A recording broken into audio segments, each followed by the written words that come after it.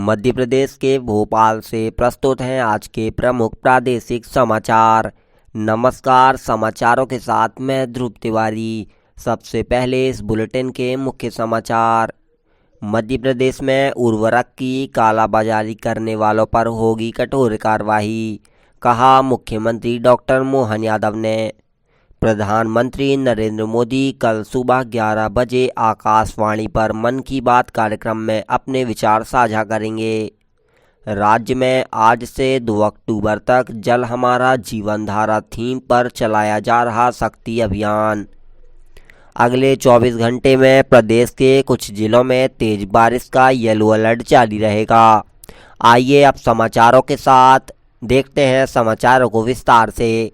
मुख्यमंत्री डॉक्टर मोहन यादव ने कहा कि उर्वरक की कालाबाजारी करने वालों पर कठोरतम कार्रवाई की जाएगी। उन्होंने कहा कि मांग बढ़ने पर कालाबाजारी, अवैध भंडारण और नकली उर्वरक निर्माण की संभावना बढ़ जाया करती है।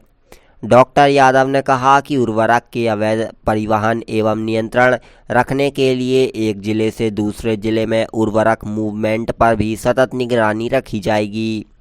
मुख्यमंत्री डॉक्टर मोहन यादव ने आज भोपाल में सोयाबीन उपार्जन और खाद्य उपलब्धता तथा वितरण से संबंधित वीडियो कॉन्फ्रेंसिंग में यह निर्देश दिए हैं।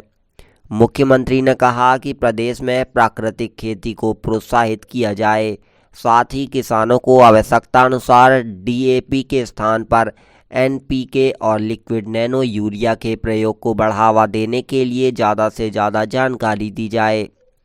मुख्यमंत्री डॉक्टर मोहन यादव ने कलेक्टरों को निर्देशित किया है कि राजस्व अमला जनप्रतिनिधियों के साथ फसलों की क्षति का आकलन सुनिश्चित करें।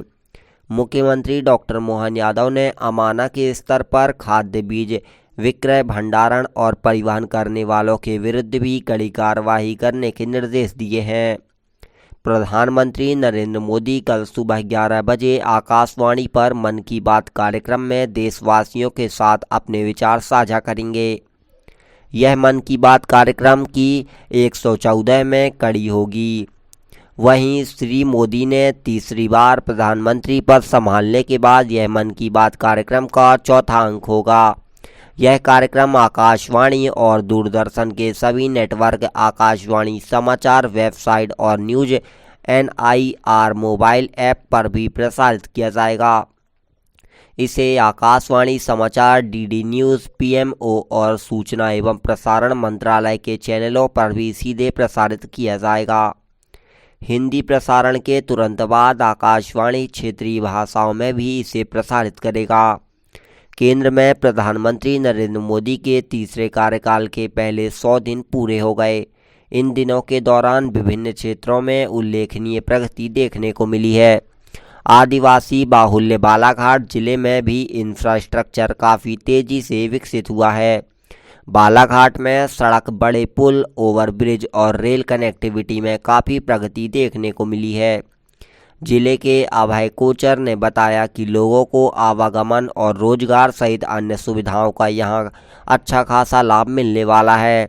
विकास को जो बोलते हैं कि मूलभूत जो इंफ्रास्ट्रक्चर डेवलप होना चाहिए, उसे सड़कों का निर्माण हो, इंटरनेट की कनेक्टिविटी हो, रेल कनेक्टिविटी हो। यह मान के चलिए कि आज़ादी के बाद बालाघाट एवं पहली बार यह चीज़ें देखने को मिली हैं एवं 3 से अधिक बड़े फ्लाईओवर, 17 से अधिक छोटे फ्लाईओवर, 6 लाइन 4 लाइन, मतलब जो कभी बालाघाट सोच नहीं सकते थे वह हमने कर दिखाया है।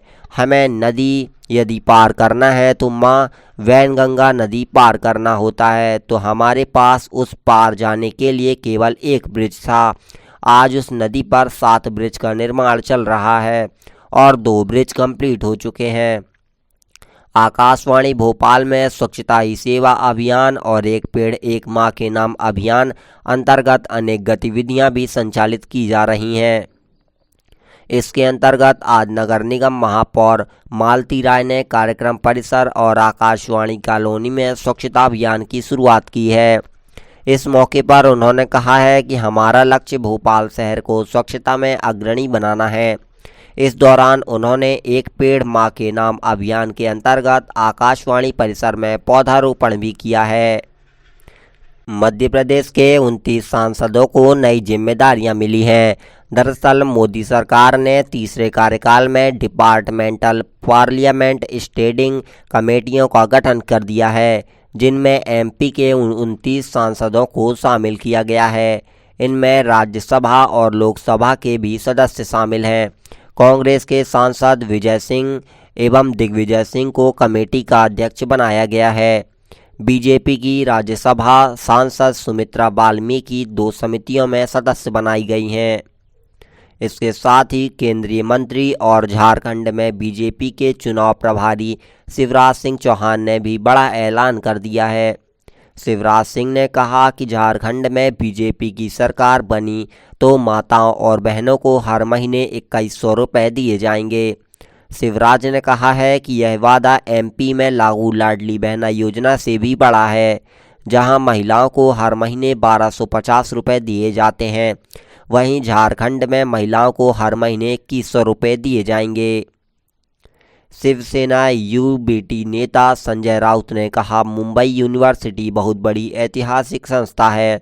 2 साल से बीजेपी और मुख्यमंत्री वहां चुनाव रोकने की कोशिश कर रहे हैं। चुनाव की तारीख को 2 बार घोषित कर दिया गया, लेकिन डर के मारे सरकार और एबीवीपी चुनाव टालते रहे। फिर हाई कोर्ट के आदेश से चुनाव हुआ और उसमें शिवसेना की जीत हुई।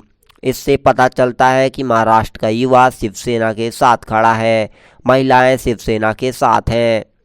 महाकाल मंदिर के पास दीवार गिरने से 2 लोगों की मौत हो गई। मामले को लेकर पीड़ित परिवारजनों ने हंगामा किया।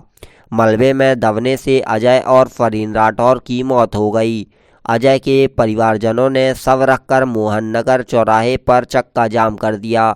प्रदर्शनकारी 50 लाख रुपए, सरकारी नौकरी और आरोपियों पर कार्रवाई करने की मांग कर रहे थे। बीजेपी विधायक अनिल जैन को फ़ोन किया गया, लेकिन फ़ोन रिसीव न होने पर प्रदर्शनकारियों ने कहा, विधायक किस काम का है। इसके साथ ही मध्य प्रदेश में पुलिस आरक्षक जीडी व रेडियो में भर्ती की 2023 की शारीरिक दक्षता परीक्षा की तिथि एक बार फिर आगे बढ़ गई। बारिश के चलते 30 सितंबर, 1 अक्टूबर और 2 अक्टूबर को होने वाला टेस्ट अब 18, 19 और 20 नवंबर 2024 को होगा। ग्वालियर और उज्जैन समेत कई इलाकों में तेज बारिश होने से मैदान खराब हो गए। टेस्ट सेंटर समेत अन्य तिथियों से कोई बदलाव नहीं हुआ। बता दें कि कुल 7411 पदों पर भर्ती होनी है। एमपी में पुलिस अफसरों को फंड का इस्तेमाल करने के लिए सरकार ने लिमिट भी तय कर दी है।